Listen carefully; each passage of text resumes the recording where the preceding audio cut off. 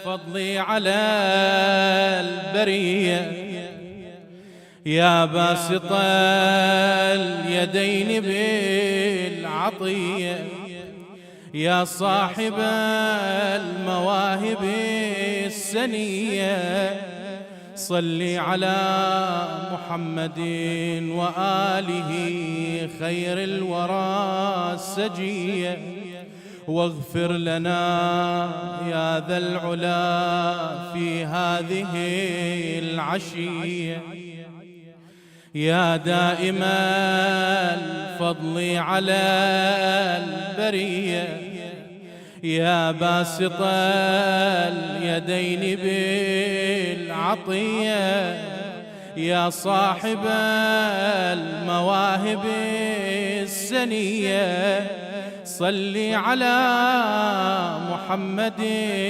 وآله خير الورى السجية، واغفر لنا يا ذا العلا في هذه العشية، يا دائم الفضل على البرية، يا باسط اليدين بالعطية، يا صاحب المواهب السنية، صل على محمد وآله خير الورى السجية، واغفر لنا يا ذا العلا في هذه العشية. بسم الله الرحمن الرحيم. اللهم صل على محمد وآل محمد. اللهم إني أسألك برحمتك التي وسعت كل شيء، وبقوتك التي قهرت بها كل شيء، وخضع لها كل شيء، وذل لها كل شيء، وبجبروتك التي غلبت بها كل شيء، وبعزتك التي لا يقوم لها شيء، وبعظمتك التي ملأت كل شيء، وبسلطانك الذي على كل شيء، وبوجهك الباقي بعد فناء كل شيء، وبأسمائك التي ملأت أركان كل شيء، وبعلمك الذي أحاط بكل شيء، وبنور وجهك الذي أضاء له كل شيء.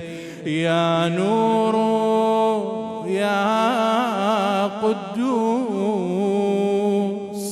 يا نور يا قدوس،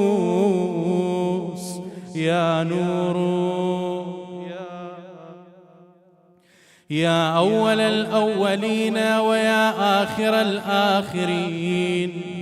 اللهم اغفر لي الذنوب التي تهتك العصر، اللهم اغفر لي الذنوب التي تنزل النقم، اللهم اغفر لي الذنوب التي تغير النعم، اللهم اغفر لي الذنوب التي تحبس الدعاء، اللهم اغفر لي الذنوب التي تنزل البلاء، اللهم اغفر لي كل ذنب أذنبته وكل خطيئة أخطأتها، اللهم إني أتقرب إليك بذكرك وأستشفع بك إلى نفسك، وأسألك بجودك أن تدنيني من قربك،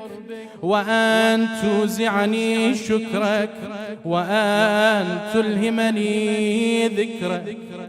اللهم إني أسألك سؤال خاضع متذلل خاشع أن تسامحني وترحمني وتجعلني بقسمك راضيا قانعا، وفي جميع الأحوال متواضعا.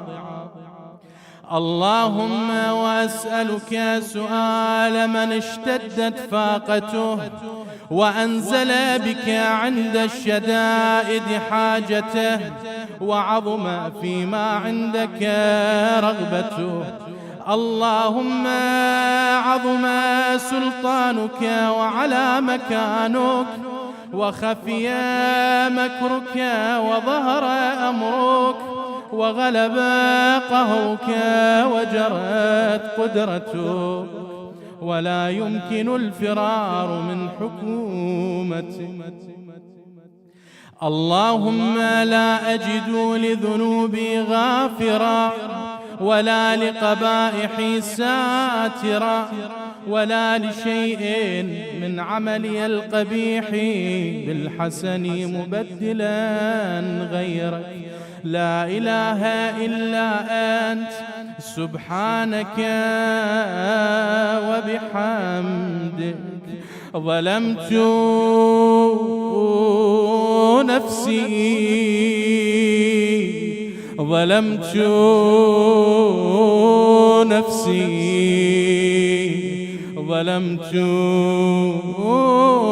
نفسي وتجرأت بجهلي، وسكنت إلى قديم ذكرك لي ومنك علي. اللهم مولاي كم من قبيح سترت، وكم من فادح من البلاء أقلت، وكم من عثار وقيت، وكم من مكروه دفعت، وكم من ثناء جميل لست أهلا له نشرت. اللهم عظم بلائي، وأفرط بي سوء حالي، وقصرت بي أعمالي، وقعدت بي أغلالي، وحبسني عن نفعي بعد آمالي، وخدعتني الدنيا بغرورها، ونفسي بخيانتها، ومطالي يا سيدي. فأسألك بعزتك ألا يحجب عنك دعائي سوء عملي وفعالي، ولا تفضحني بخفي ما اطلعت عليه من سري، ولا تعاجلني بالعقوبة على ما عملت في خلواتي من سوء فعلي وإساءتي ودوام تفريطي وجهالتي وكثرة شهواتي وغفلتي. وكن اللهم بعزتك لي في الأحوال كلها رؤوفا، وعلي في جميع الأمور عطوفا. إلهي وربي من لي غيرك أسأله كشف ضري والنظر في أمري. إلهي ومولاي أجريت علي حكما اتبعت فيه هوى نفسي، ولم أحترس فيه من تزيين عدوي، فغرني بما أهوى وأسعده على ذلك القضاء، فتجاوزت بما جرى علي من ذلك بعض حدودك، وخالفت بعض أوامرك، فلك الحجة علي في جميع ذلك، ولا حجة لي فيما جرى علي فيه قضاؤك، وألزمني حكمك وبلاؤك، وقد أتيتك يا إلهي بعد تقصيري وإسرافي على نفسي معتذرا نادما منكسرا مستقيلا مستغفرا منيبا مقرا مذعنا معترفا، لا أجد مفرا مما كان مني ولا مفزعا أتوجه إليه في أمري غير قبولك عذري وإدخالك إياي في سعة من رحمتك. اللهم فاقبل عذري وارحم شدة ضري، وفكني من شد وثاقي. يا رب ارحم ضعف بدني ورقة جلدي ودقة عظمي، يا من بدأ خلقي وذكري وتربيتي وبري وتغذيتي، هبني لابتداء كرمك وسالفي برك أبي. يا إلهي وسيدي وربي، أتراك معذبي بنارك بعد توحيد، وبعد من طوى عليه قلبي من معرفتك، ولهج به لساني من ذكرك، واعتقده ضميري من حبك، وبعد صدق اعترافي ودعائي خاضعا لربوبيتك،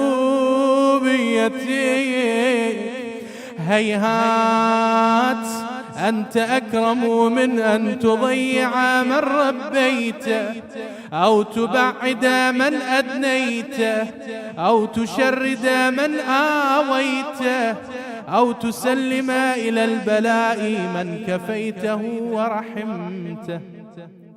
وليت شعري يا سيدي وإلهي ومولاي،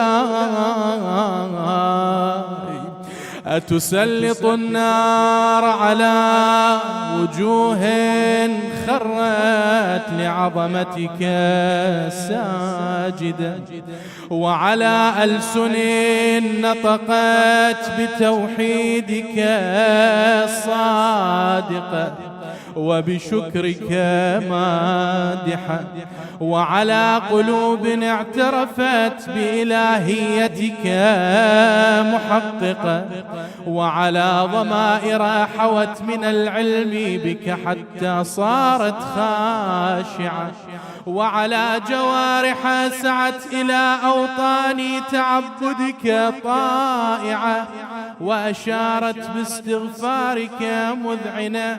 ما هكذا الظن بك، ولا أخبرنا بفضلك عنك يا كريم يا رب. يا ربي وأنت تعلم ضعفي عن قليل من بلاء الدنيا وعقوباتها، وما يجري فيها من المكاره على أهلها، على أن ذلك بلاء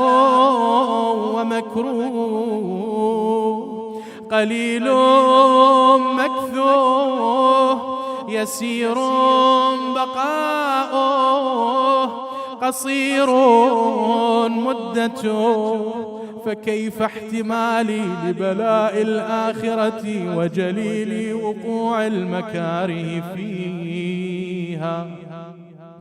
وهو بلاء تطول مدته ويدوم مقامه ولا يخفف عن أهله، لأنه لا يكون إلا عن غضبك وانتقامك وسخطك، وهذا ما لا تقوم له السماوات والأرض. يا سيدي فكيف بي وأنا عبدك الضعيف الذليل الحقير المسكين المستكين. يا إلهي وربي وسيدي ومولاي، لأي الأمور إليك أشكو، ولما منها أضج وأبكي؟ لأليم العذاب وشدته أم لطول البلاء ومدته؟ فلئن صيرتني للعقوبات مع أعدائك وجمعت بيني وبين أهل بلائك وفرقت بيني وبين أحبائك وأوليائك، فهبني يا إلهي وسيدي ومولاي وربي. صبرت على عذابك فكيف أصبر على فراقك؟ وهبني صبرت على حر نارك فكيف أصبر عن النظر إلى كرامتك؟ أم كيف أسكن في النار ورجائي عفوك؟ فبعزتك يا سيدي ومولاي أقسم صادقا، لئن تركتني ناطقا لأضجن إليك بين أهلها ضجيج الآمنين، ولأصرخن إليك صراخ المستصرخين، ولأبكين عليك بكاء الفاقدين، ولأنادينك أين كنت يا ولي المؤمنين، يا غاية آمال العارفين، يا غياث المستغيثين، يا حبيب قلوب الصادقين، ويا إله العالمين.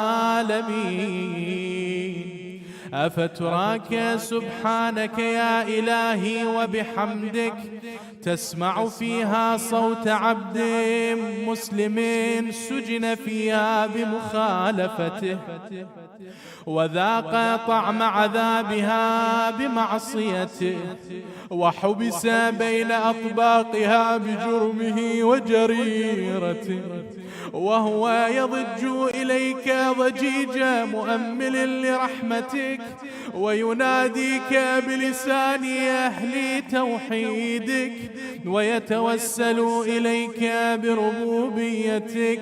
يا مولاي فكيف يبقى في العذاب وهو يرجو ما سلف من حلمه؟ أم كيف تؤلمه النار وهو يأمل فضلك ورحمتك؟ أم كيف يحرقه لهيبها وأنت تسمع صوته وترى مكانه؟ أم كيف يشتمل عليه زفيرها وأنت تعلم ضعفه؟ أم كيف يتقلقل بين أطباقها وأنت تعلم صدقه؟ أم كيف تزجره زبانيتها وهو يناديك يا ربا؟ أم كيف يرجو فضلك في عتقه منها فتتركه فيها؟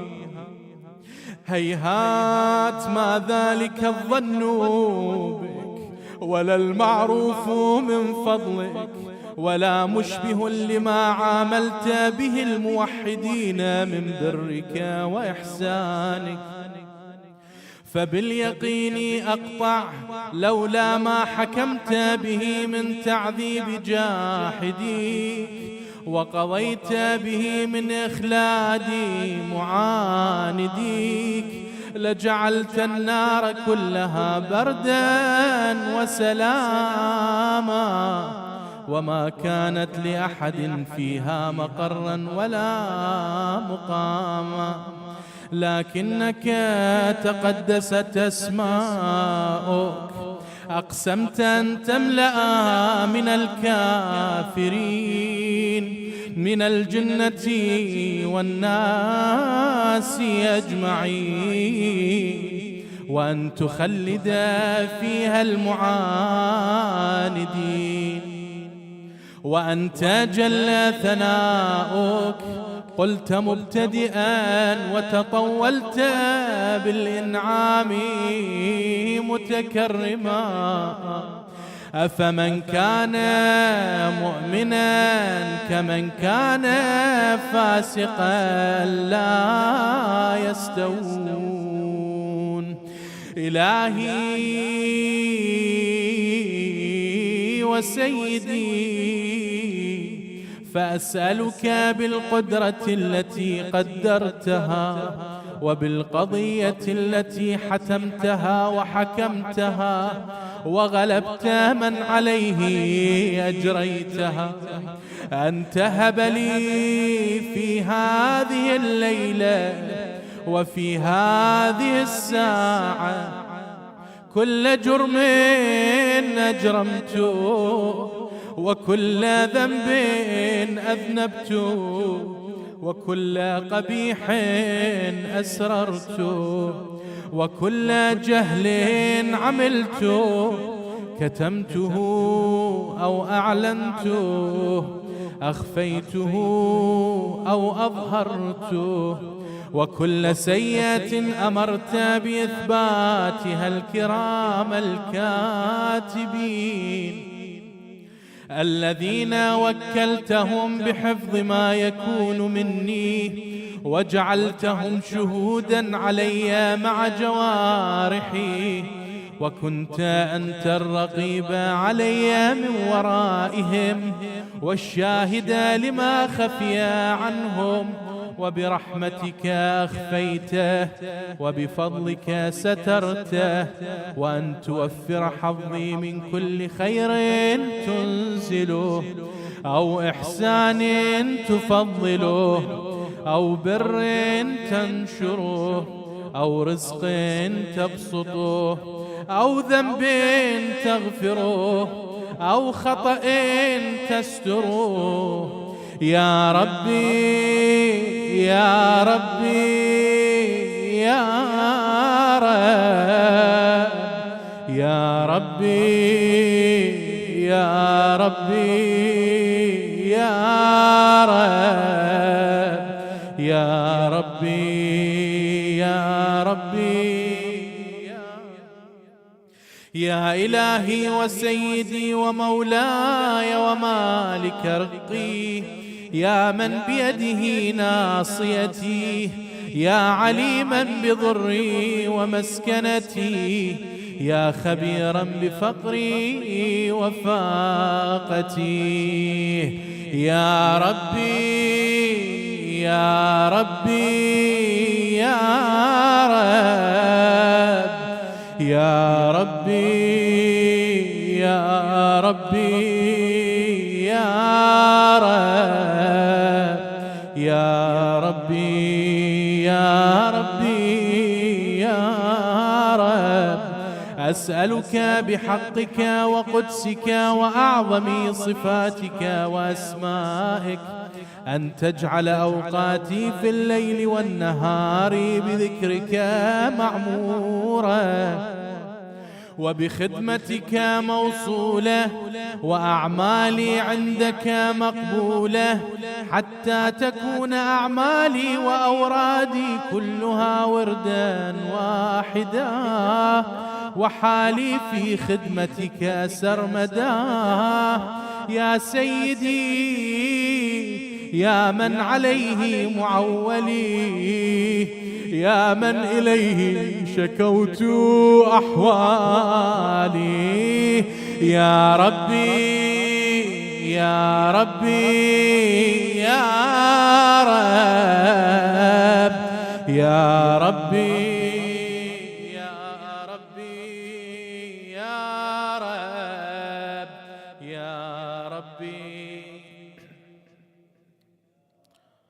قو على خدمتك جوارحي، واشدد على العزيمة جوانحي، وهب لي الجد في خشيتك، والدوام في الاتصال بخدمتك، حتى أسرح إليك في ميادين السابقين، وأسرع إليك في المبادرين، وأشتاق إلى قربك في المشتاقين، وأدنو منك دنو المخلصين، وأخافك مخافة الموقنين، وأجتمع في جوارك مع المؤمنين.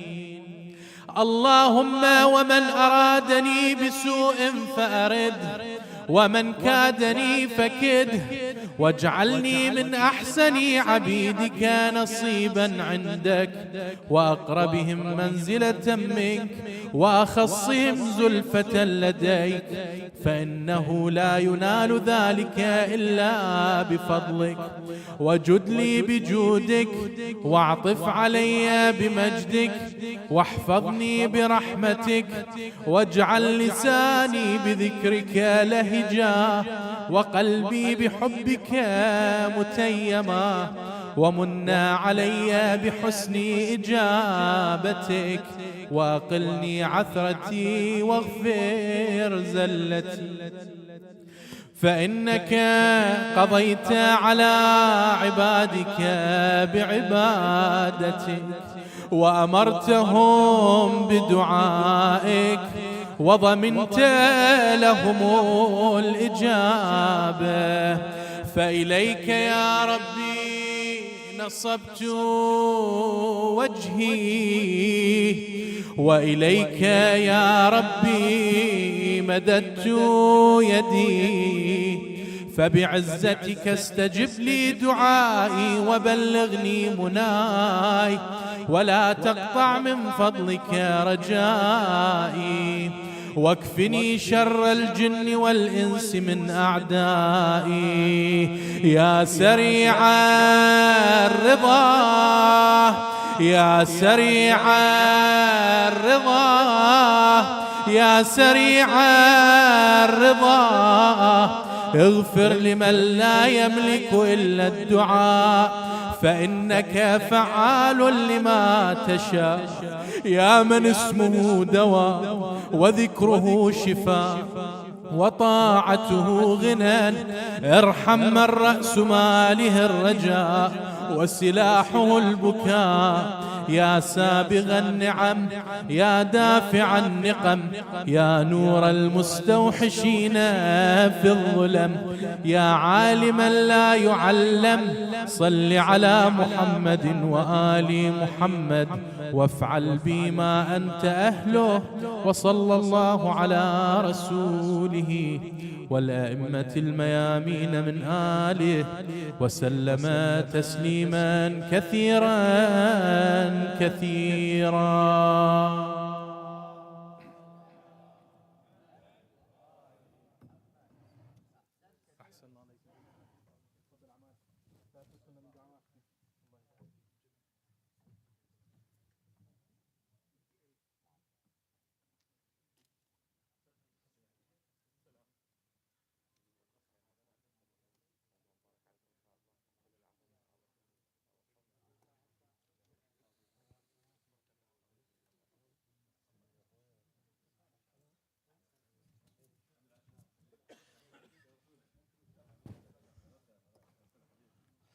أفلح من صلى على محمد وآل محمد.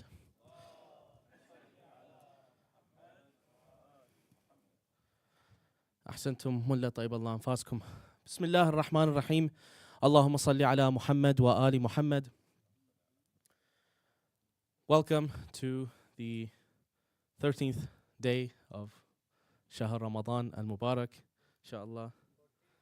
Today's 14?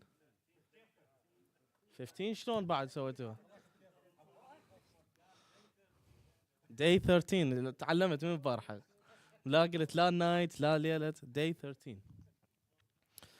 نرحب بالأخ الملا حسن المظفر الذي قادم من ولاية Michigan. We welcome him, dear Mullah Hassan al-Mudaffar, who's joining us for the next 10 nights for the Mawlid, as well as for the nights of Qadr and the martyrdom of Imam Amir al-Mu'mineen عليه السلام. أيضا يمر علينا في مثل هذا اليوم قبل 15 عام وفاة السيد الأخ محمد عزوز الياسري ابن العم أبو حسين. Today marks, or in a couple of days, marks 15 years since the passing of our dear brother, Sayyid Muhammad Azuz al-Yasiri. He was one of the founding members, core members of the Al-Rasool youth group. And today, 15 years ago, in the middle of Shahr Ramadan, he tragically passed. So today's iftar and today's majlis is in his honor and his thawab. So if we could please recite Fatiha after a loud salawat ala Muhammad wa ali Muhammad.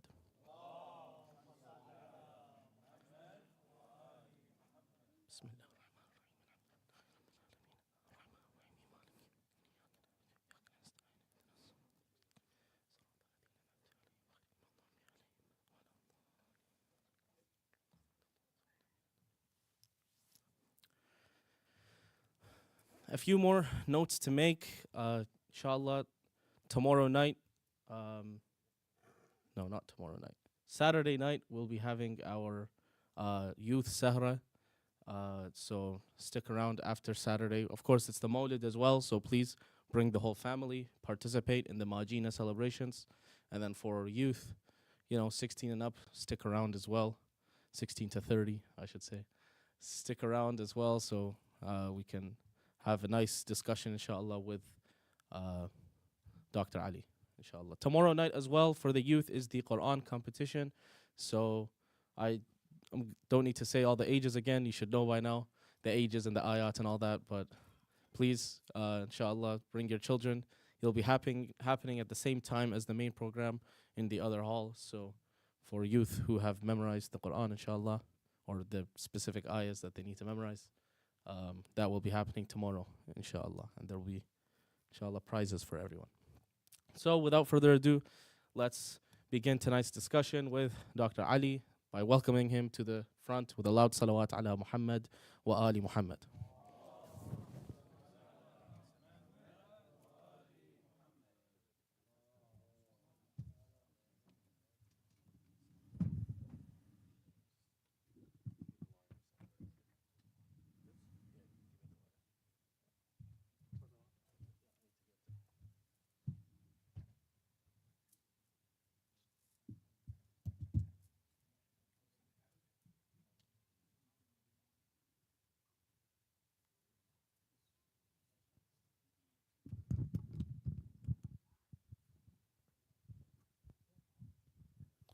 أعوذ بالله من الشيطان الرجيم. بسم الله الرحمن الرحيم. الحمد لله رب العالمين، وأفضل الصلاة وأتم التسليم على سيدنا محمد وعلى أهل بيته الطيبين الطاهرين.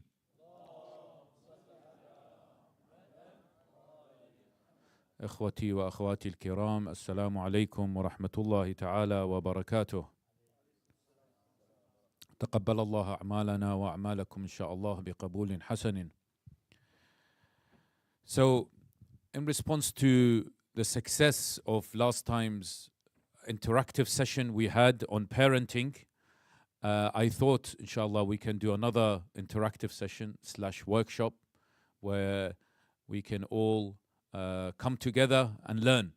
And this is what is called as an andragogy approach. Yeah, do you guys remember when we talked about this? So there's two different types of learning.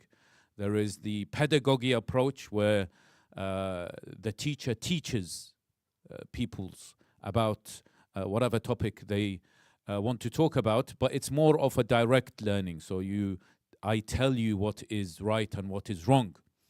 The andragogy approach, the more successful approach, is where we have that interactive session where we talk to each other and we learn through talking to one another. Yes, and it's also really important, especially you've had a nice meal I hear today with Timman Bagilla and Dijaj from Haji Akram's cooking. So you guys maybe are too heavy, the tea hasn't really worked. So inshallah, by having that interaction, we can learn faster بإذن الله تعالى. صلوا على محمد وآل محمد. So today's topic, my dear brothers and sisters, is something very dear to me. Why? Because we all get involved in this particular phenomena, and that is the topic of debating. Okay, al-hiwar. Now, the reason why I've chosen this is when you examine many people in the community, we have debates on a regular basis, perhaps on a daily basis. We have debates with our spouses, we have debates with our children, we have debates with our work colleagues, okay? And interestingly, that when we examine the Holy Quran, we find that there are many instances of debates, hiwar, in the Holy Quran that Allah subhanahu wa ta'ala has given us. And also interestingly, that Allah subhanahu wa ta'ala gives us the etiquettes of how we can or we should conduct a debate or how we should conduct this particular phenomena. Now, what is also really important is I know that in our communities and especially the Iraqi community, we have, when we come to debate perhaps politics, you know, what's happening in Iraq at the moment, and, you know, we've had lots of events that have occurred in Iraq and also in that particular region. We become very hyped up, very passionate, yes, about this particular topic. And what usually results in is someone getting angry and someone getting angry and getting hurt, and so they don't talk to one another. Okay. In addition, there are many Islamic topics that we also are passionate about. There are certain things that, in my view, should be like this, and in another person's view, it should be something else.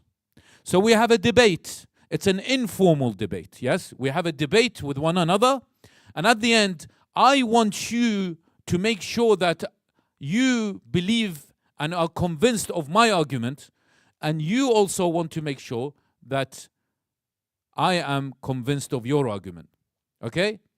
And so what happens is that we keep on debating, the tone starts to increase. Yes?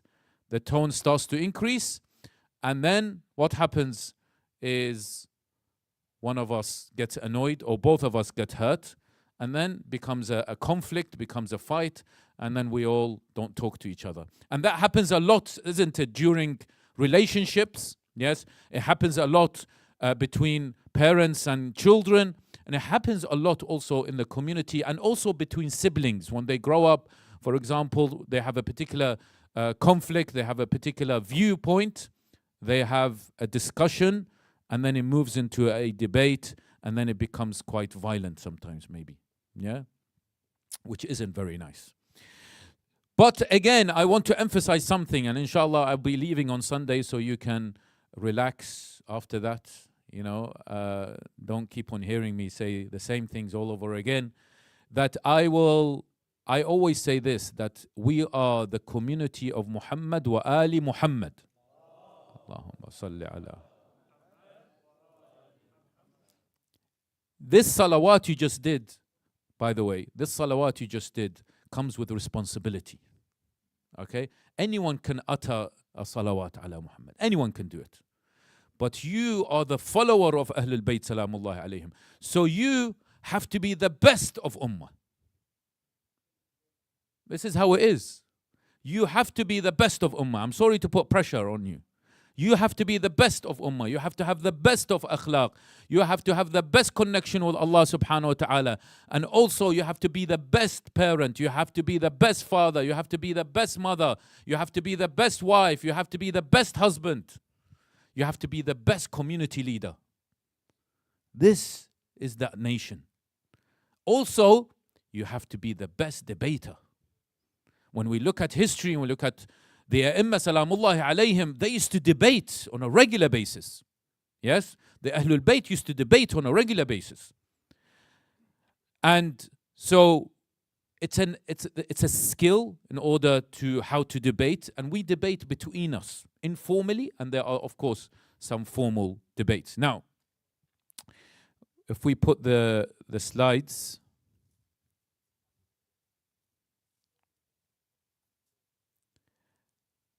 So what does the Holy Quran, I'm just going to go through an introduction, and also really, really important, I'm taking a big risk today by trying to get you guys involved in debating. So we're going to do 3 live debates. Okay? And I need volunteers. If I don't get volunteers, I'm going to be very upset. And you know, if I get upset, things change. You haven't seen me upset. Okay? So I need to make sure that I have volunteers. So from now, try to think about, am I going to volunteer or not? Okay? So don't worry about people looking at you. It's all of us trying to learn. It's a learning process. So today I want 6 volunteers. I already have 3 here. مو بكيفك. And some others, inshallah, we will have. And 3 here, maybe. Okay. So what does the Holy Quran say about debating? So look at this verse. Chapter 16, verse 125. You've heard of this verse, yes? Can someone read this for me? اقرأ عالي عالي حجي.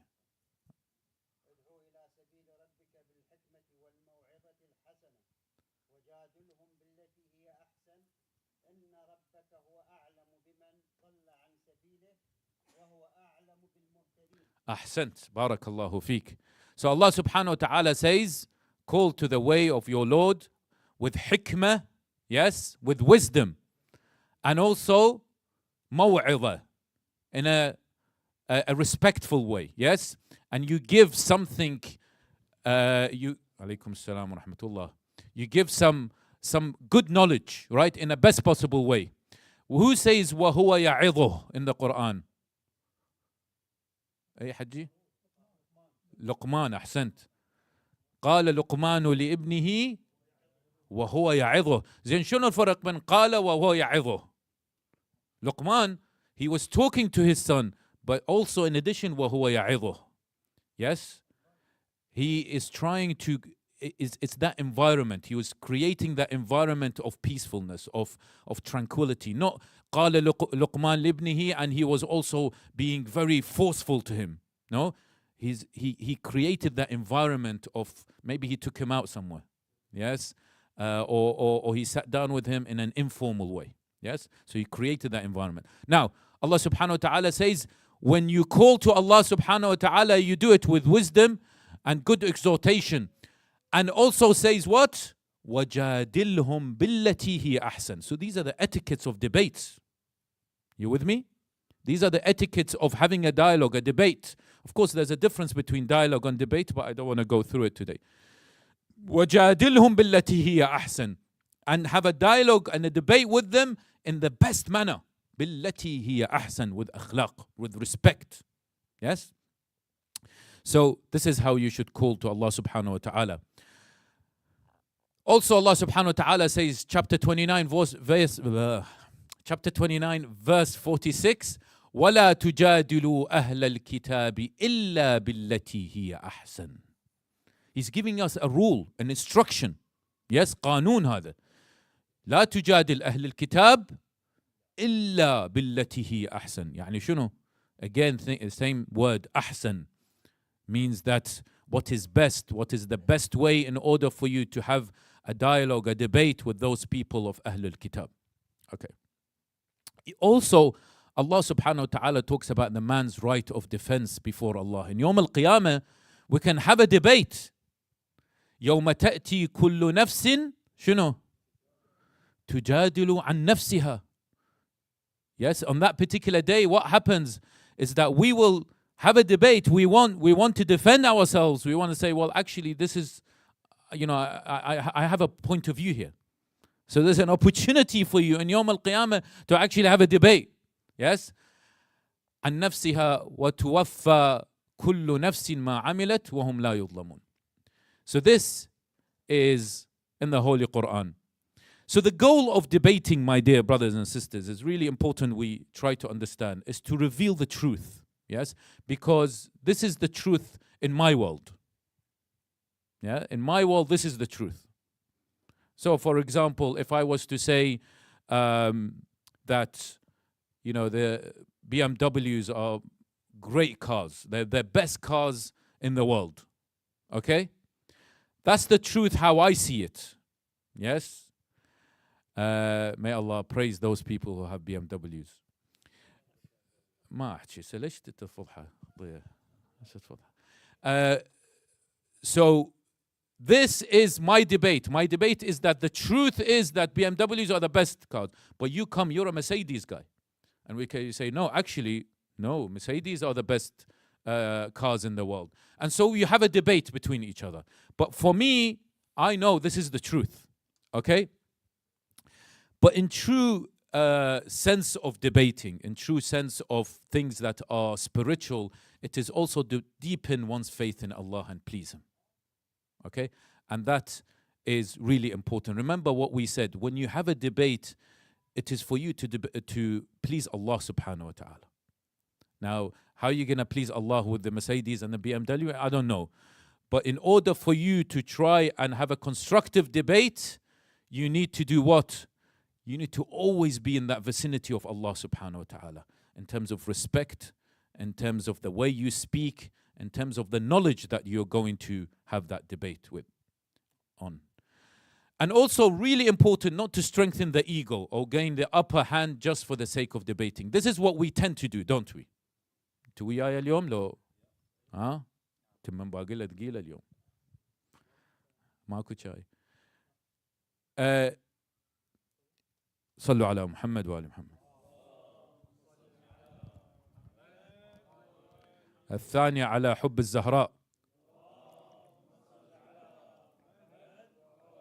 الثالثة على حب أمير المؤمنين بأعلى أصواتكم.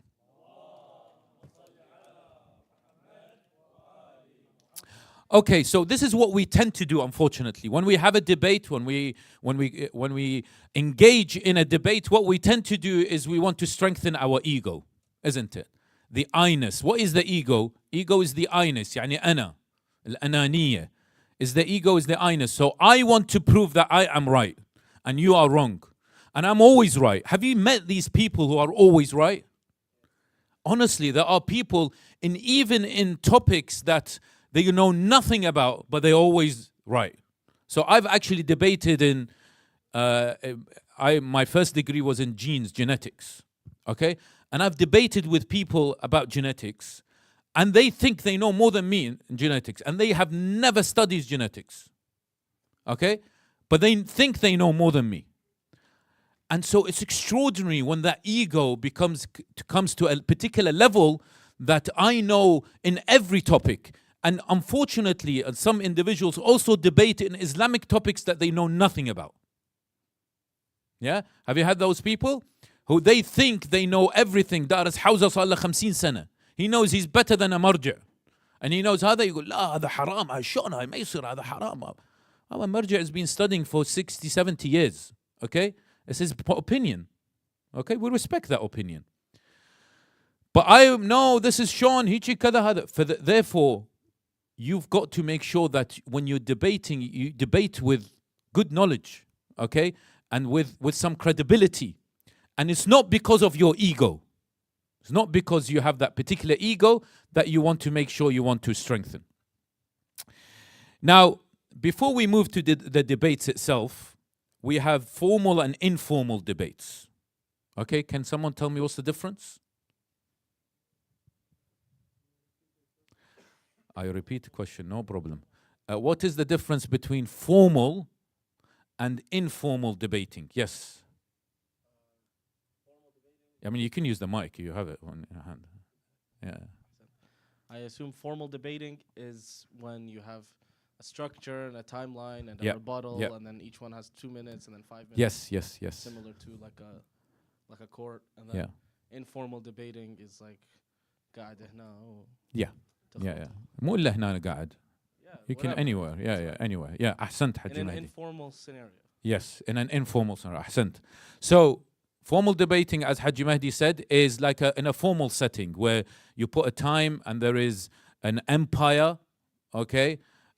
Someone who makes sure that you don't exceed the time limit that you've been provided, and you respect the rules of debating. Oxford University are known for their debating. They've had many people on Gaza and lots of other stuff as well. So this is formal debating. Informal is what we tend to do, and that's why majority of us, if not all of us, have already and are engaging continuously on informal debating. As I said, with maybe your spouse or with your siblings, etc. Yes? And today the learning outcome is we want to make sure that we are equipped with the right necessary tools and skills in order for us to make sure that we know how to debate. Formally and informally, but most importantly, informally, because this is what we do. Is this okay? Yeah? So, as how Haji Mahdi said, in a formal debate, there are rules, okay? So people discuss and decide on differences. And, moving. Informal debate is a common occurrence, maybe in homes, cafes, etc. And it can happen between members of the community, husband and wife, parents, children. Yeah. In informal debates, just to let you know, informal debates, there is what is called a proposition and and an opposition. There's a proposition and an opposition. Right? And so the proposition is what? Is when you have a motion. Yes? For example, you have a motion to say that, the what's happened in Gaza is a genocide.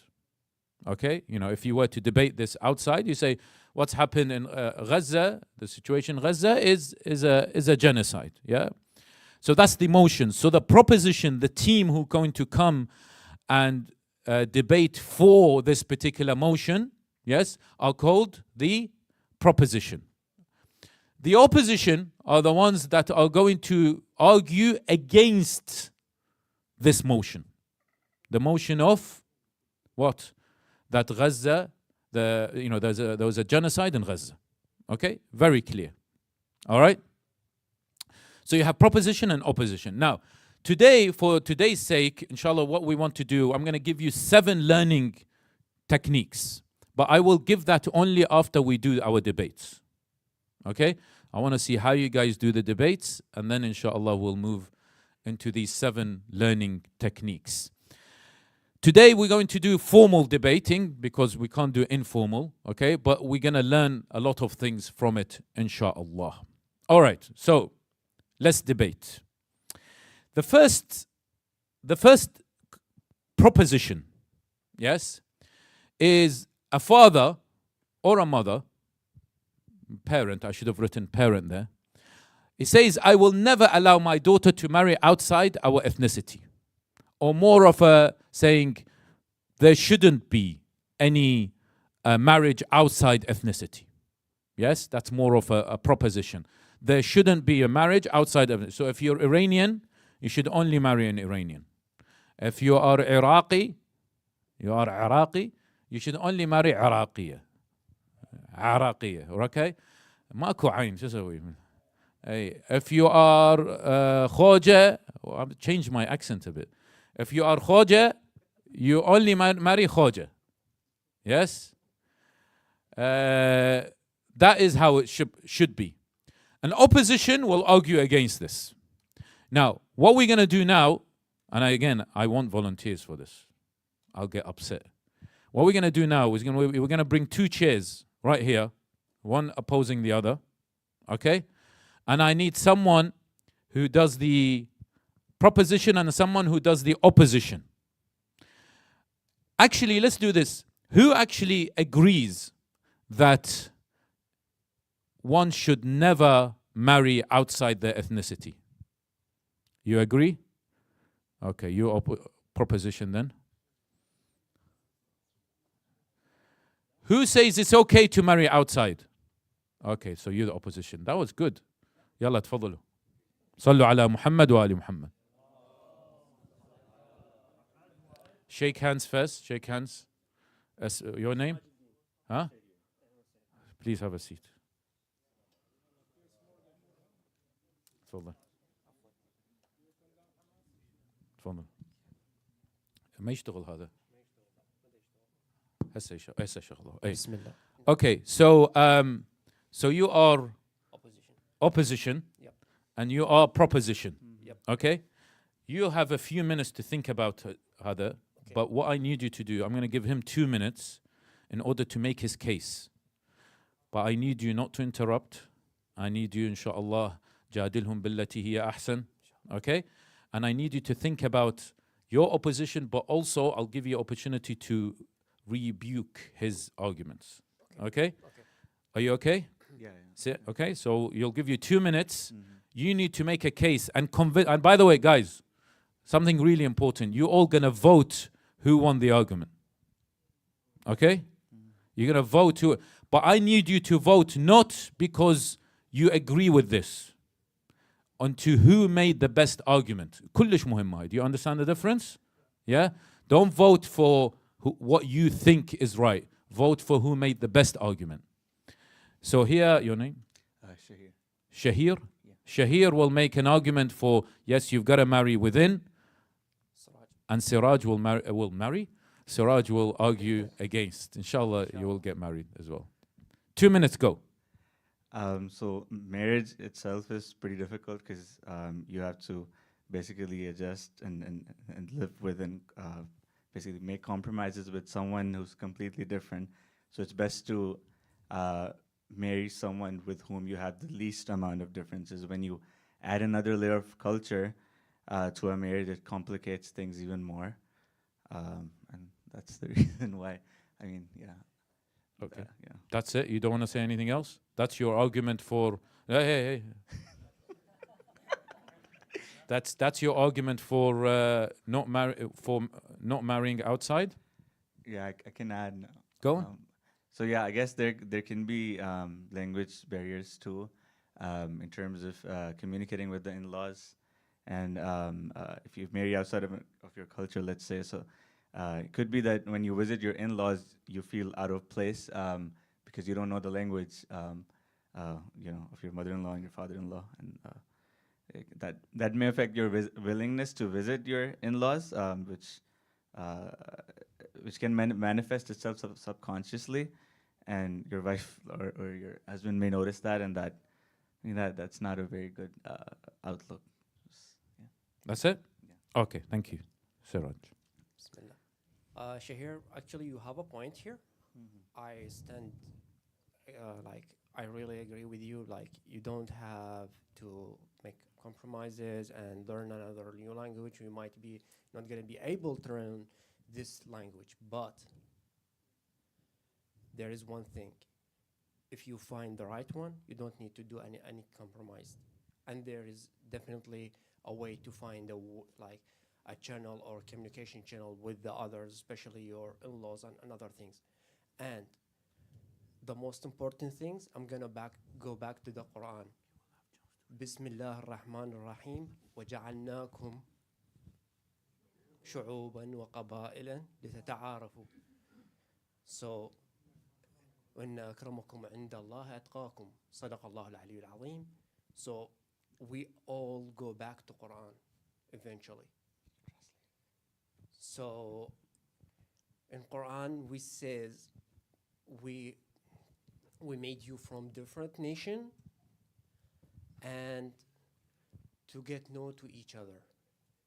the best nation who are closest to Allah. That's the thing.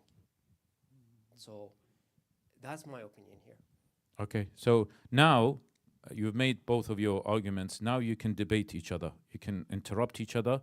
I'll give you around 2 minutes. So you start. You can interrupt him if you want. Okay. So I guess the first thing you mentioned is that if you find the right one, then you don't need to make any compromises with them. But I'm just gonna go back to the Sheikh's lecture when he talked about unsolvable. It's not. Yeah, sure. You're by yourself, man. Yeah.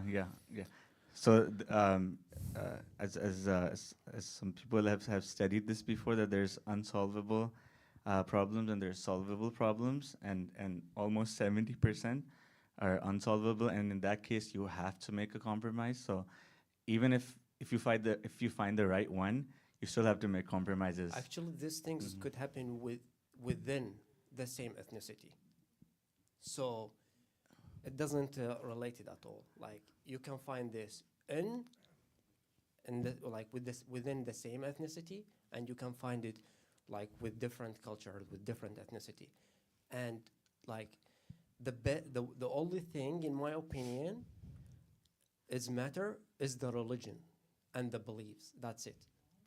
Sure, like the religion matters, but the thing is that your culture matters too, because some things you just believe in because it's deep seated in you. You've grown up, you've seen that all around. Like actually, you might be afraid of get out of your comfort zone, so that's not apply for everyone.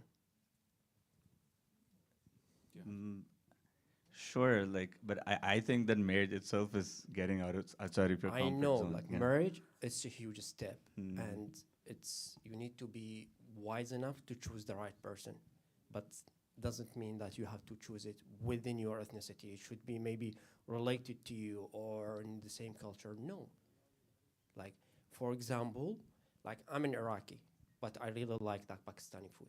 Doesn't mean like I have to eat all Iraqi food. Okay. You do salawat for both. Okay. So they made Shahir made an argument that he is the proposition that you shouldn't marry outside your ethnicity. So he is from Pakistan, and he wants to get married to only Pakistani women. If there is an Iraqi, he's not interested. Okay? That's what you're saying. Yeah. And Siraj is an Iraqi, but he actually doesn't mind getting married to a Pakistani. Yeah? And he's made an argument that he's the opposition, that he made an argument that it's okay to marry outside the culture. Now, I want you to vote based not on your opinion, but based on who made the best argument. Okay? So put your hand up if you agree with the proposition with Shahir. Not on the argument, not on his view. Not on his view, on the argument that he made. Not even one? You agree with his argument. Not, Haji, not ra'yak. Mu ra'yak. His argument. Yes, you agree? Ida'a, yes. 2, 3. From the sisters? Did we count you? 4, 5. Okay, a 5. So who agrees with the opposition?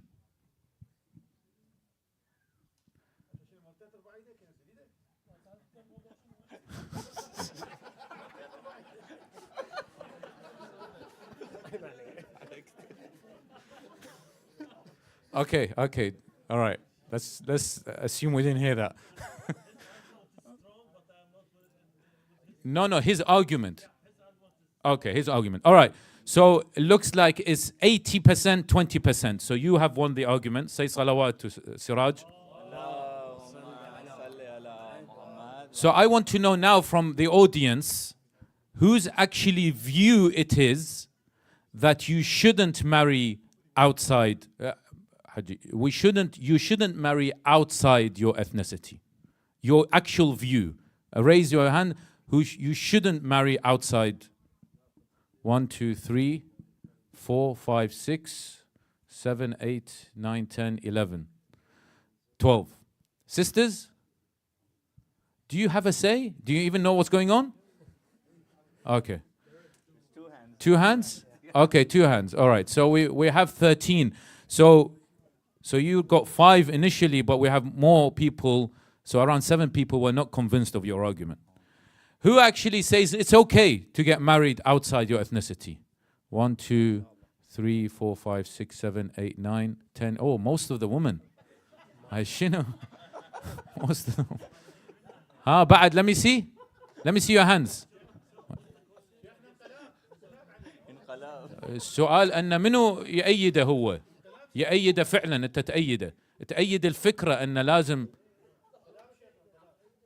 Hey. Okay. Yes, sister, you can put your hand down. I swear I saw it. Okay. All right. So, did you see the results? The results are that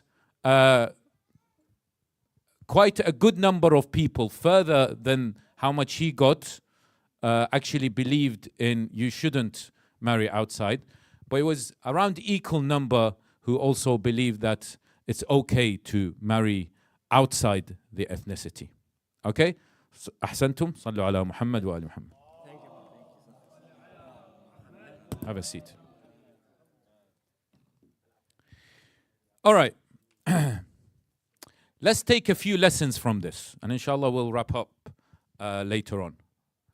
Let's take a few lessons from this. Okay, so when he talked about the proposition, he talked about the issue of no, you should stick within the ethnicity itself. I believe that of course I didn't give you enough time, so but it's really important that you fire from the start some statistics. Okay, it's really important. If you're having a debate, the first thing you do is it's a British way, to be honest, but it's really powerful. I don't know if you've seen British politicians do that. They always throw statistics. You've seen me as well throw statistics, because statistics هذا الأكل جبتوا لي ما أدري شلون اليوم مو تمن باقي له جابوا لي شيء آخر. Statistics are powerful. Yes, powerful. So if you would have said a particular statistics that it was in your mind, okay, that as a result, you can see the divorce rates. There's a higher divorce rate within people who marry outside than compared to marry inside. You've killed them from the start. Okay, you've thrown a statistic, you can't argue against that. So it's really important to do that. And also try to make the case that, as you said, marriage is already very difficult. So you're adding another layer of difficulty. Okay? And you also can make it personal and say, look, I have friends who, because of that cultural clash, they find it difficult. And also you could have said something about children. Okay? You could have talked about children. Children will get confused. The children will get confused. If you're Pakistani and you'll marry an Iraqi, the child will say, Ani shunu ani? What am I? Okay? So you'll get a bit confused, right? So you don't want to confuse the child. Okay? You want to make sure that in terms of language, in terms of culture, in terms of the living style, it's all very similar. So you could have thrown all these. In terms of opposition, you did a really good job. But opposition also, I think one fundamental point that you missed, and you gave a very good ayah, verse of the Quran, could have given an examples of the imams. Okay? Many of the imams, they married non-Arabs. Okay? And you can't argue against that. You can't say, hi, al-imam ma ya'ruf. You can't do that. Okay? So if it's not good, then why did many of the imams, right? They what? Like Imam Hassan al-Askari, salamullah alayh. Yes? Huh? I don't want to have a debate on this. Sorry. Huh? كانوا أسرى؟ لا زوجة إمام حسن العسكري كانت هذا؟ لا ما كانت لا. نرجس ما كانت. زين؟ Anyway, the point is that it's also a point he could have made. In that debate, he could have made that particular point that they actually are people who do, the Imma did that as well. So, but you did a really good job by giving this particular verse that in Islam, there is no difference. A person who is different in terms of culture. The most important thing is they are a mu'min, okay? They are a believer, they are a follower of Ahlul Bayt salamullahi alayhim. And that is the most important thing, isn't it? Okay, so that's the first debate. The second debate is an interesting one. I want Mehdi to be involved in this one. Mehdi, you're involved. I want to ask your opinion. Are you okay with me asking your opinion? Okay. So as a community leader, are you for or against women being allowed to recite Quran and dua in front of a mixed audience? You're against? Okay, تفضل هنا.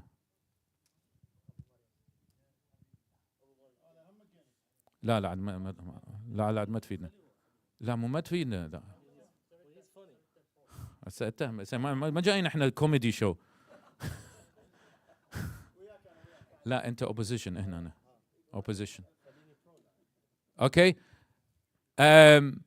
Who is for? ولا واحد? Who is for having sisters recite dua, Quran? No? ولا واحد? Okay, I'll debate.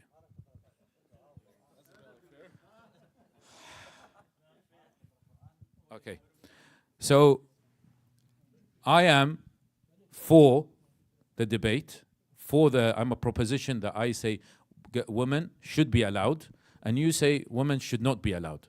Okay? You sure you're comfortable with this? Huh? Okay. What we're going to do is we're going to swap seats. Go. You go there. In order, he's going to hate me after this. In order for you to be a master of this particular topic, you'll have to be able to argue against your own view. And you're going to be a master of your own, the opposition of your view.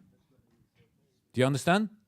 So Mehdi now is going to argue, and for the viewers, this is not his views, okay?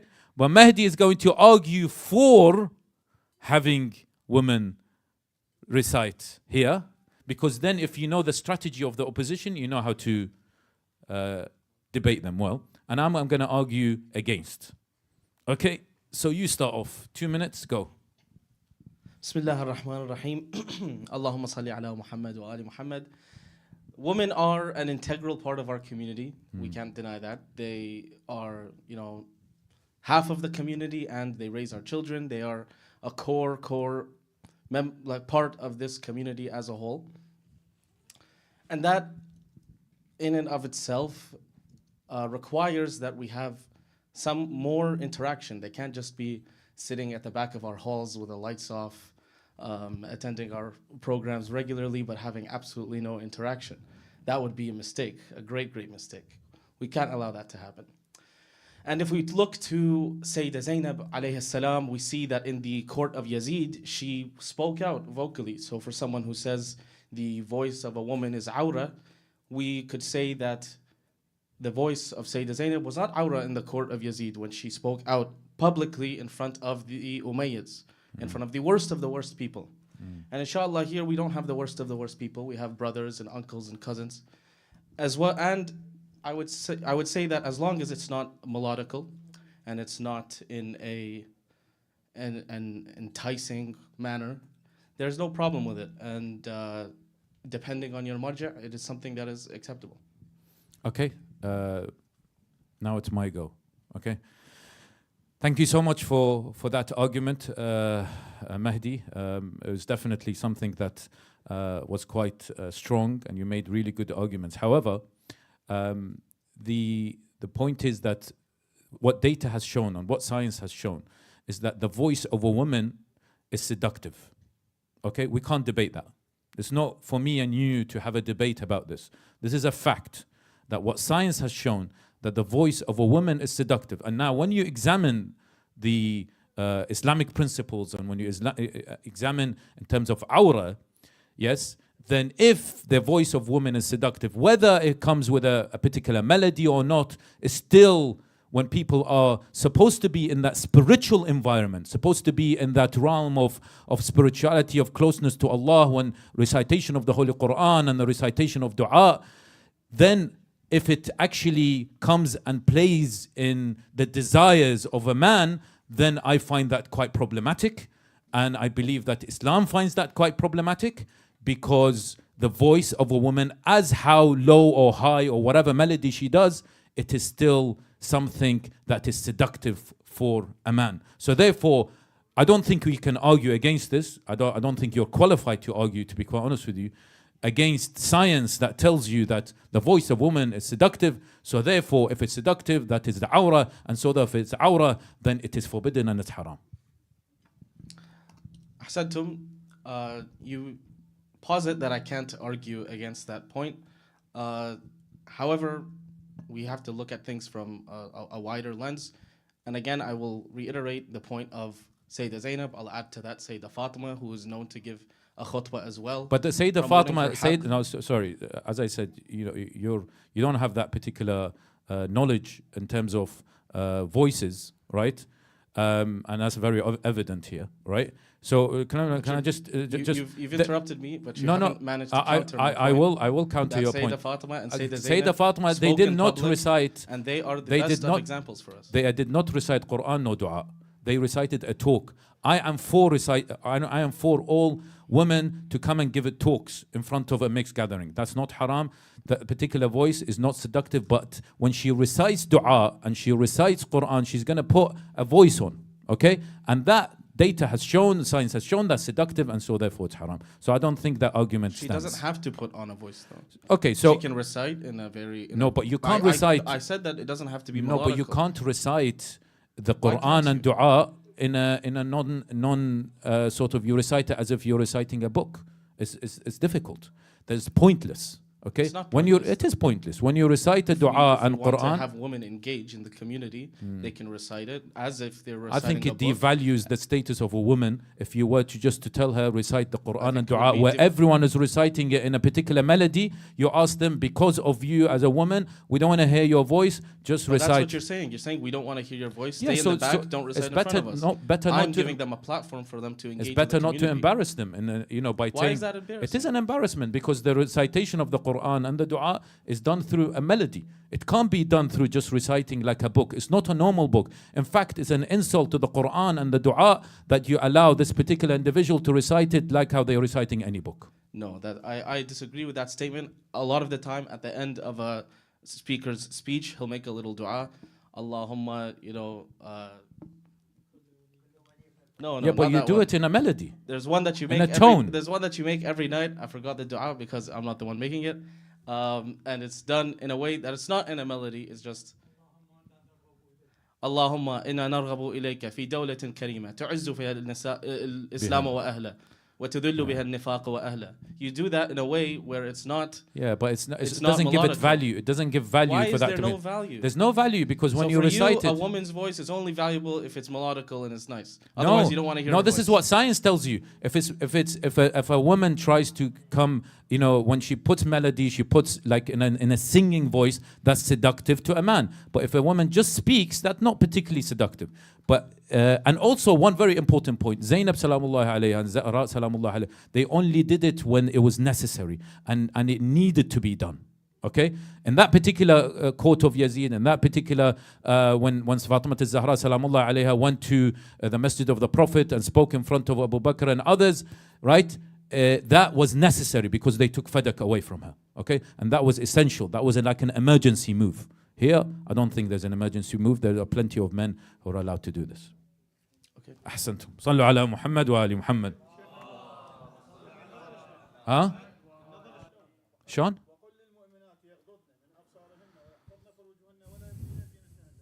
اي ما شو اسمه زينتهن ماكو. I'm not arguing. This is not my view. But anyway, حجي أنا مو رأيي هذا مو رأيي. Okay, so let's do the voting again, please. But don't vote for your view. It's really important. Some people, I don't think they got it yet. Vote for the performance in terms of his arguments, the content of his argument, even if it's against your view. Okay, so who was for the proposition?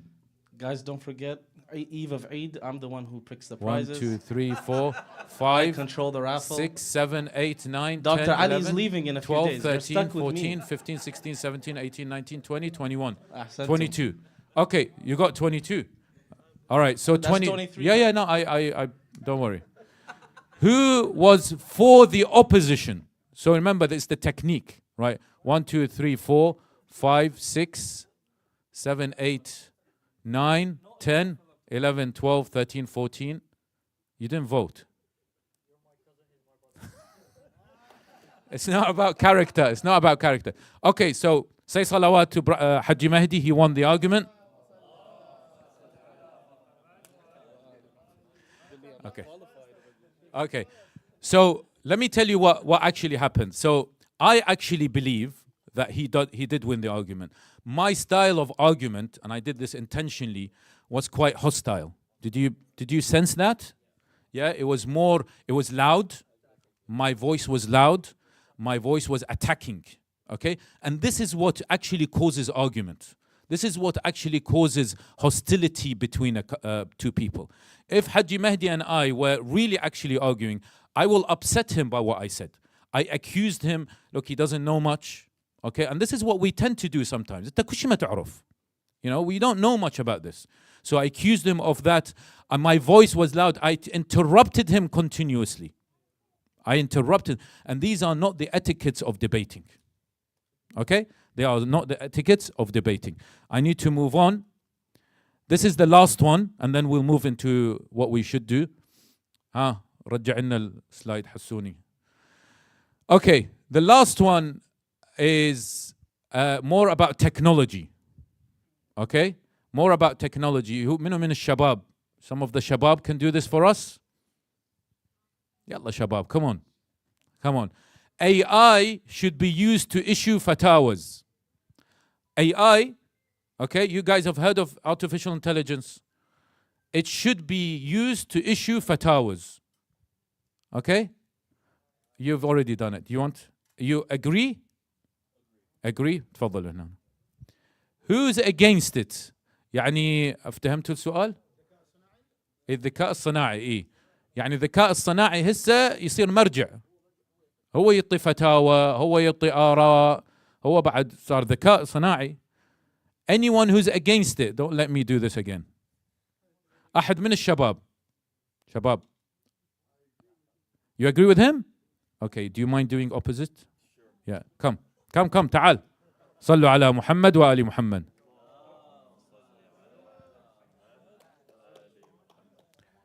أنتوا تقبلون؟ الأخوات, you want to participate? شوية صعبة مناكو هنا. ها؟ يلا. Okay, so you are for the argument, yeah?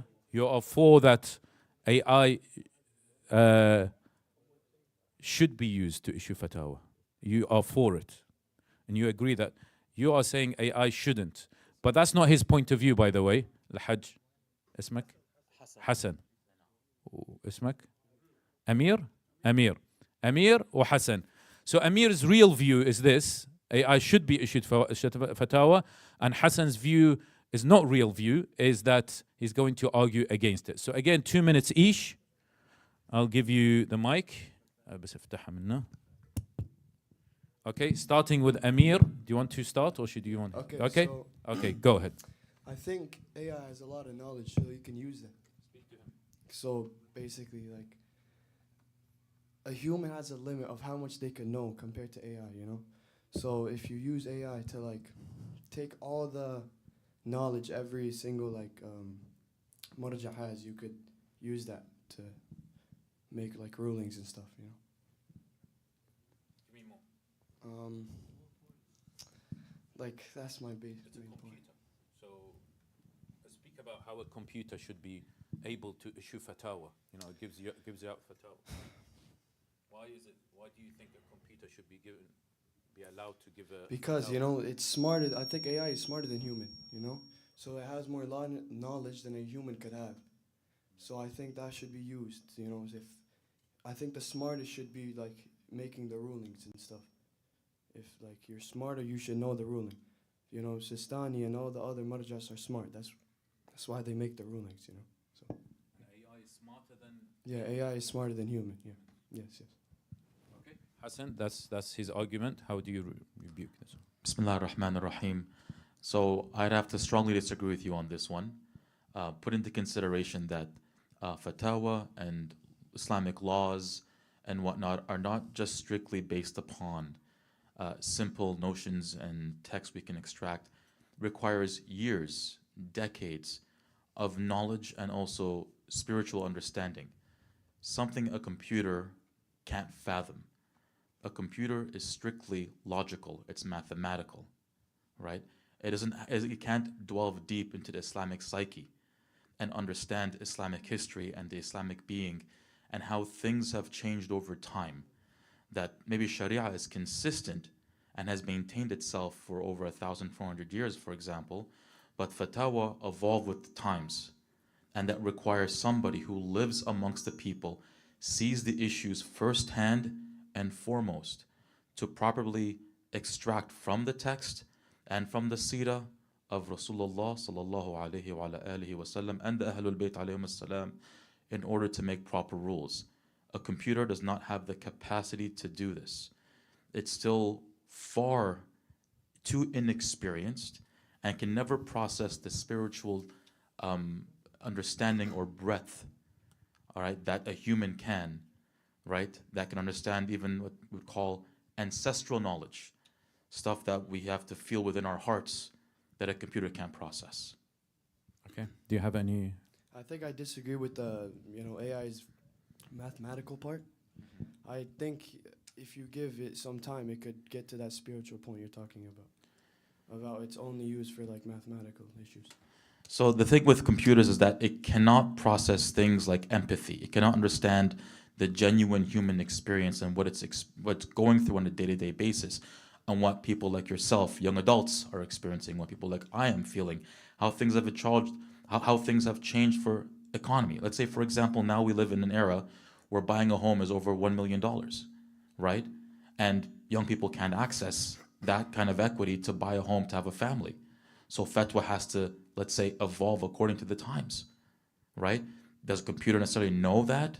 How does a computer rationalize itself, right, with what's happening with people today and what Islamic law says to go through that and determine halal or haram?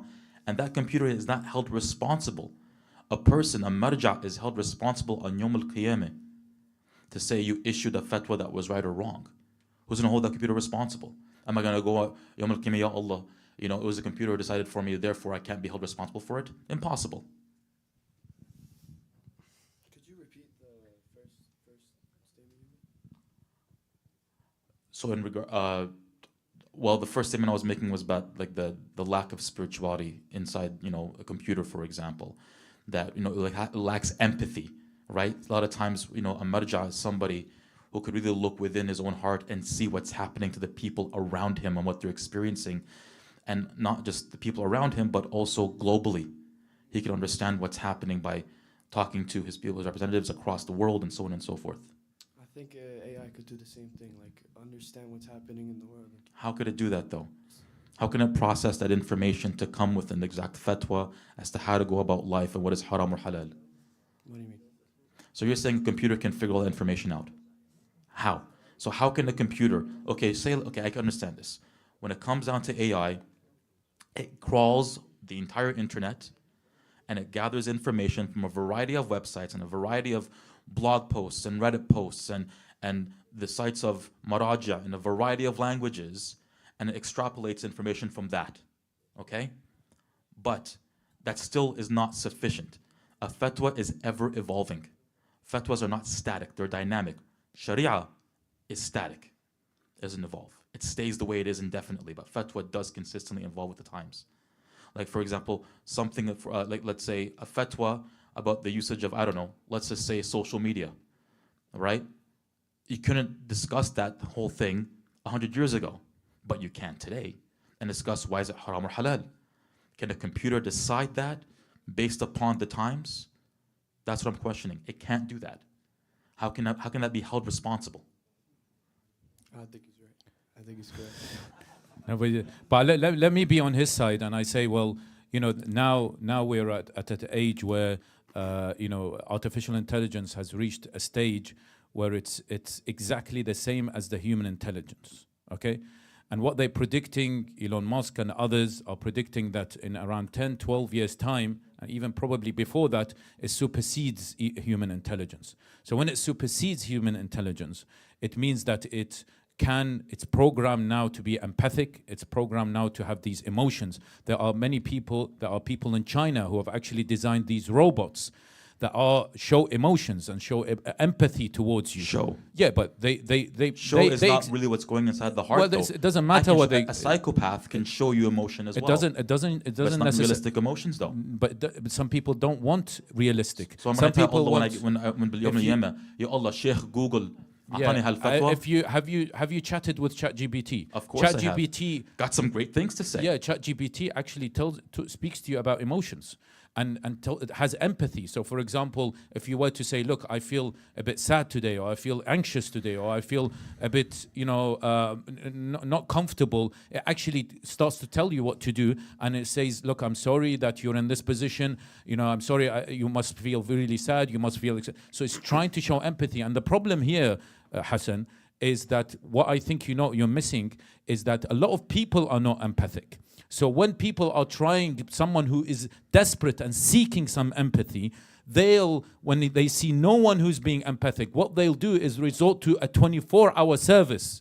A 24-hour service where they can continuously go and speak to this AI machine and they can get empathy from that. And just regarding fatwa, it's now reaching a particular stage where it's memorized all these fatwa that are current. And the issue, I don't know if you know much about AI, but what AI does, it learns. Okay, it generates classifiers, it reads data, and it continuously learns from this data. And what it's doing now, and I know people are doing this right now, is learning the data, continuously learning the data, and let me finish, continuously learning the data. And then once it learns the data and tries to understand the hadith and understands usul al-fiqh, understands everything, then it can be much more super greater than all the maraja, can issue all the different views. I have a counterpoint for you. So let's say, for example, what is teaching that software to learn? How do we know that the people behind the software are sincere?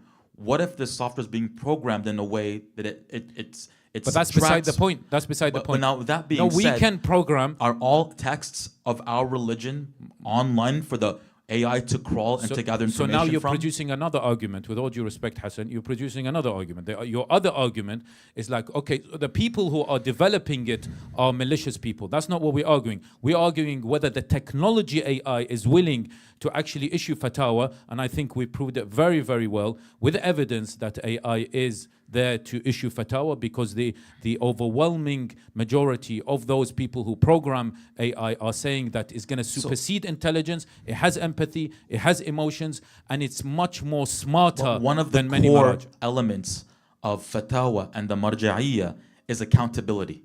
That at Yawm al-Qiyamah, Allah is going to point his finger at that marja and say, this was your ruling. Yeah. And you're ruling either guided or misguided people. Right? That is mission critical. I, as a follower of a marja, and everyone else in this room, right, will have to say, I was following said individual, right? You know, Allah yarhamu Sayyid Fadlallah or Sayyid Sistani, Allah tawal umru inshallah. All of them are holding on to something that Allah subhanahu wa ta'ala has given them, has enabled them. You can't hold software to account. Can I ask you a question, Hassan? Faddal. Why do you pray at 1:32 p.m. Salatul Dhuhr? Because Why not 1:31? Well, it's because that's exactly where the sun is located at the time No, of it's dhuhr. because technology has made sure that you pray at 1:32. Otherwise, you can't get out and find out exactly where the sun is. You're in the middle. conflating two different topics. No. Let me tell you There's about a mathematics that can determine Hassan, exactly where the sun is positioned in the No, sky. not mathematics. Period. This is through technology, through computing. Okay, computing has allowed. But we've been doing this for 1,000+ years at the exact same time. Why does God There was now? no computers 1,000 years Why ago. does God not go to the Maraja and say, look, it should have been 1:30 and not 1:32? It's because the Maraja have relied on technology. Then why don't we go to computers to find out what their Eid is? We have to rely on the human eye. There are people who do that. Who rely on computer, but you can't do that. They are evolving. A lot of maraja are evolving to find out that using technology, using astronomy to determine the day of. But it still needs to be seen with the human eye. And that's the problem with AI technology. It strips away the human element. And in order for religion to work, it requires the human element, period. Okay. Ahsantum. Say salawat to both of them.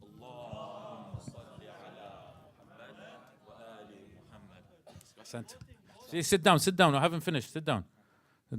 Okay, so Amir here did the proposition, which was AI is able in the future to issue fatwa. Okay, now don't again think about the view itself, but think about how the argument was made from the proposition side. So who actually supports the proposition in the way they argued?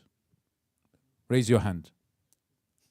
Not the argument itself, but the way it was proposed. 1, 2, sisters. Proposition, Amir. طبعا ابنك. 1, 2, 3. Any sisters? 4, 5, 6, 7, 8, 9. No. Okay, 9. Now, not again your view. How? No. You can't be both. How Hassan in opposition performed in terms of his debating.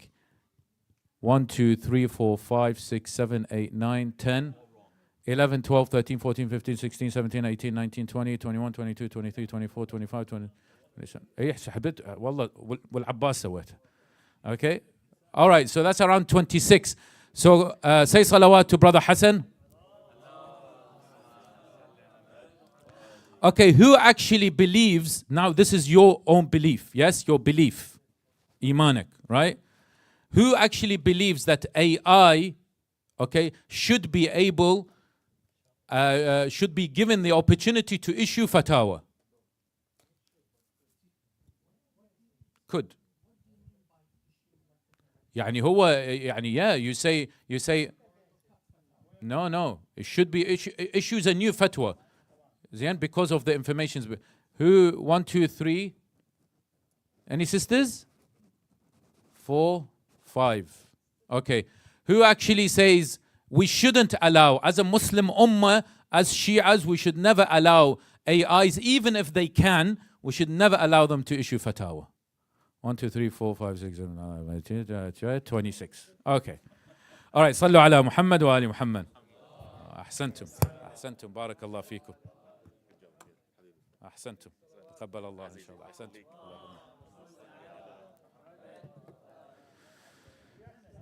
أحسن. أي أحسنت. والله يو جايبيك أبو. ها؟ أي. اي صحيح اي هذا بس ابنك كلش ممتاز كان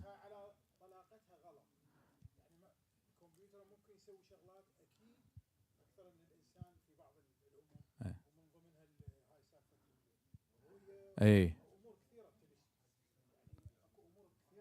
صحيح نعم احسنتم بارك الله فيكم عفوا تفضل اي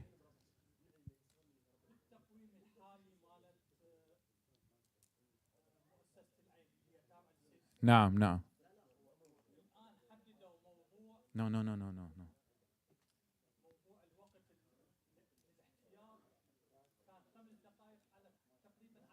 ها مخلين احتياط نعم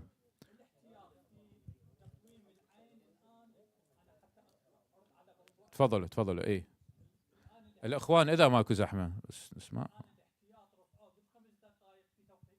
ايه نعم ها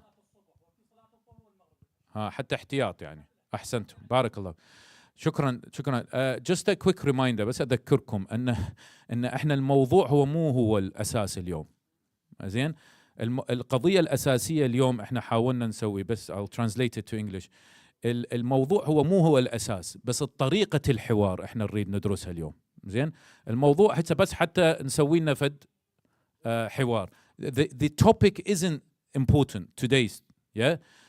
What's important is the technique, is the skill in order for you to debate. So أنا هسه مثلا, these were not my views. I was just trying to debate, yeah. So, I know I've lost twice. And losing is absolutely fine. I'm very happy with that. So just very quickly, then نرجع السلايدز حسوني. So I'm just going to give you 7 ways. Remember, it's about the technique.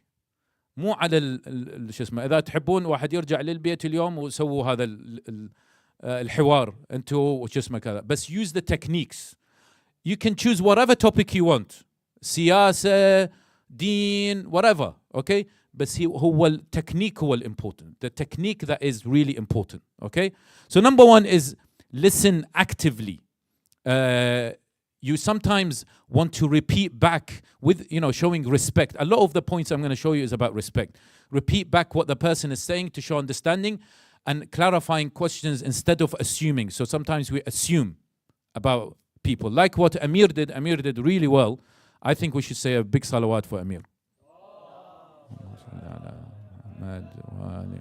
أحسنت Amir. Amir did really well by asking a question to Hassan. He said, can you clarify this? Don't make assumptions, but just ask a question, and it's okay to ask questions when you debate. Now, for example, father says, I will never allow my daughter to marry.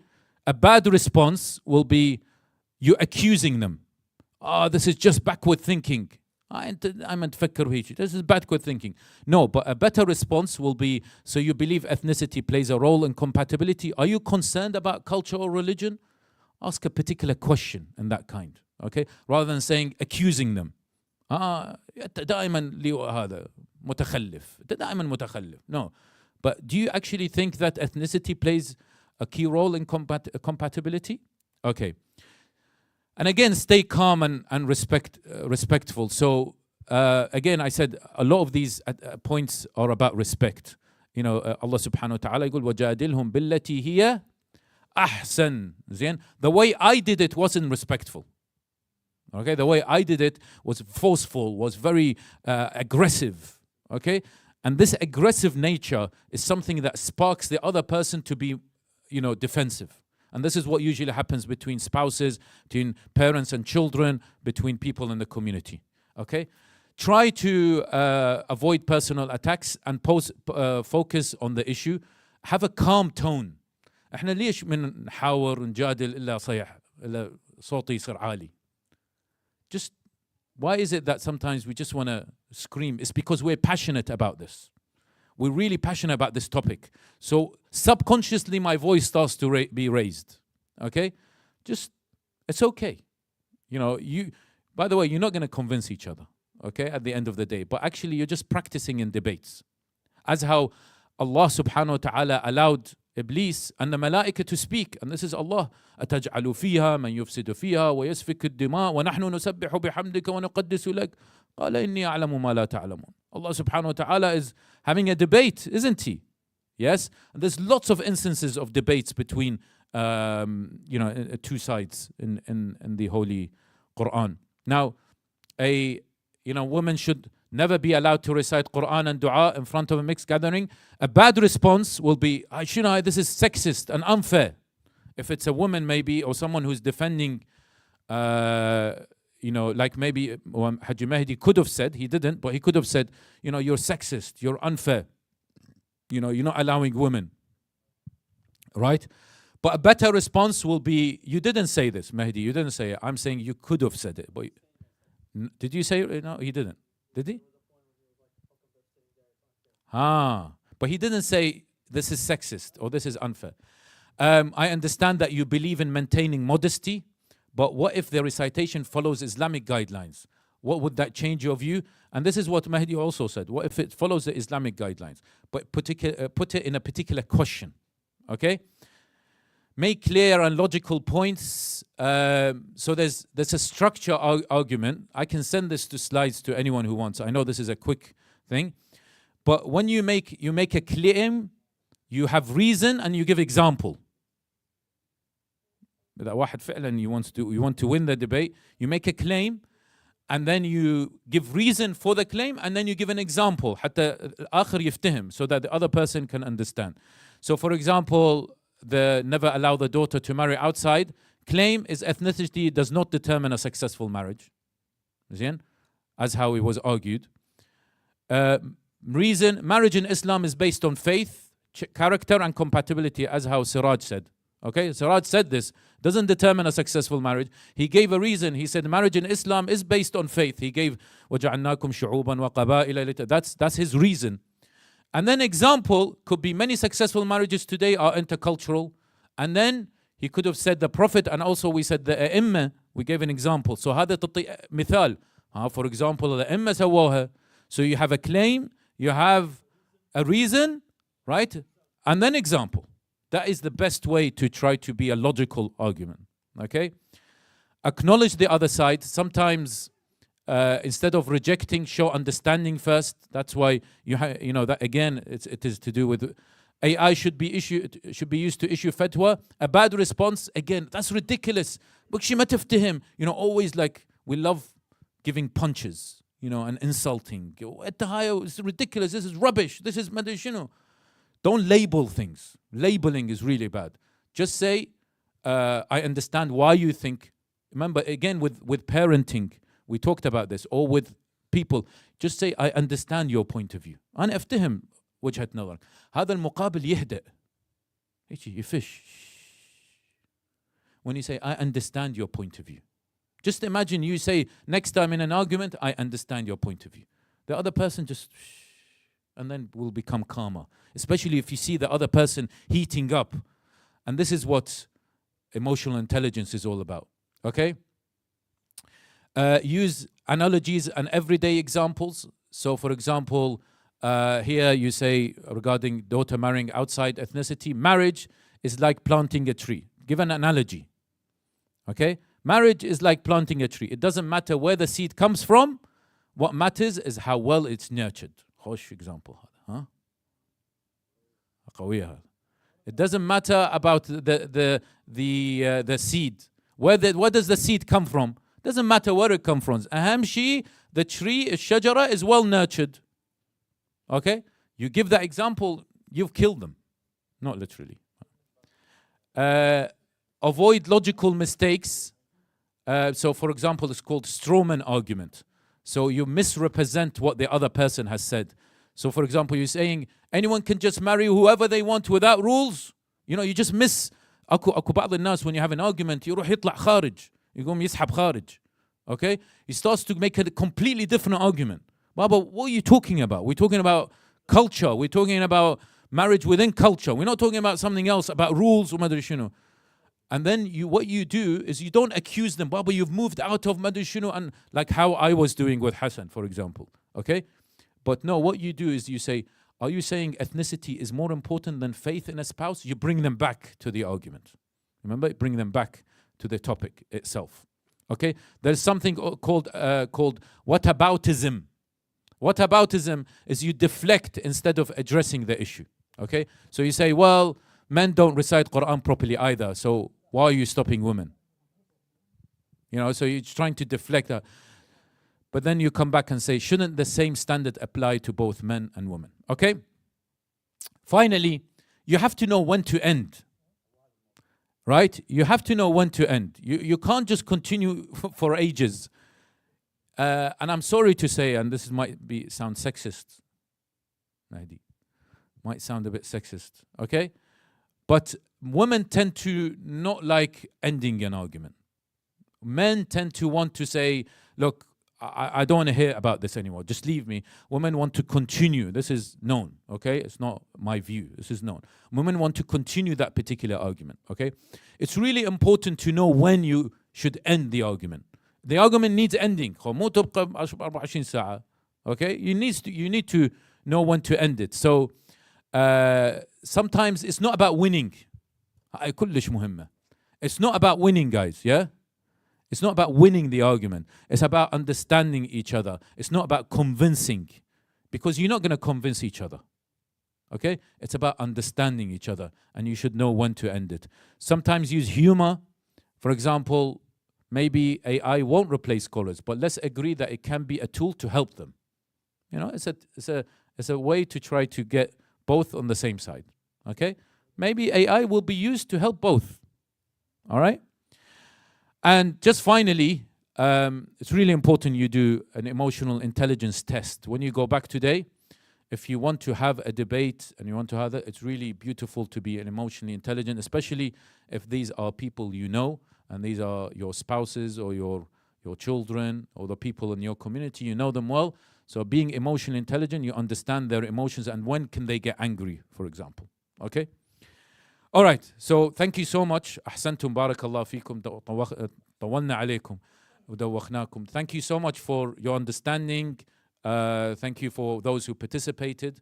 We ask Allah subhanahu wa ta'ala to help us, inshaAllah, to guide us in order for us to know how to debate better. We ask Allah subhanahu wa ta'ala so that we can, inshaAllah, nujadil billati hiya ahsan.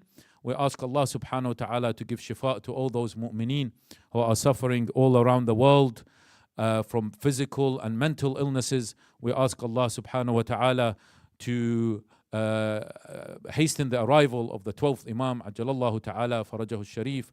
اللهم كن لوليك الحجة بن الحسن صلواتك عليه وعلى آبائه في هذه الساعة وفي كل ساعة وليا وحافظا وقائدا وناصرا ودليلا وعينا حتى تسكنه أرضك طوعا وتمتعه فيها طويلا برحمتك يا أرحم الراحمين. Of course, today we are remembering our dear brother As-Sayyid Al-Shab Muhammad Azuz Al-Yasiri, who departed from this world 15 years ago. He was someone who established, one of the people who established the youth programs here, and he is remembered tonight. Tonight is the day that commemorating 15 years for his death. So inshallah we will all remember him with a recitation of Surah Al-Fatiha. تسبقها الصلاة على محمد وآل محمد.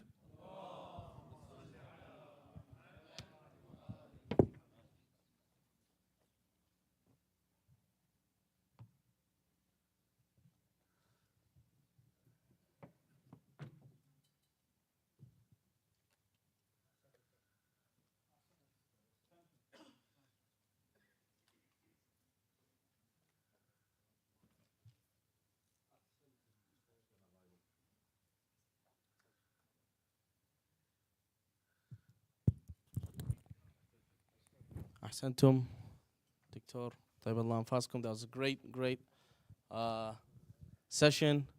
Lots of arguments heard, lots of opinions. I just want to remind everyone that tonight there will be a lunar eclipse, a total lunar eclipse occurring around 3 a.m. So what does that mean? That means that Salatul Ayat is wajib upon all of you who are baligh, who are mukallafin. You have to pray Salatul Ayat. The zenith of the eclipse will be around 3 a.m.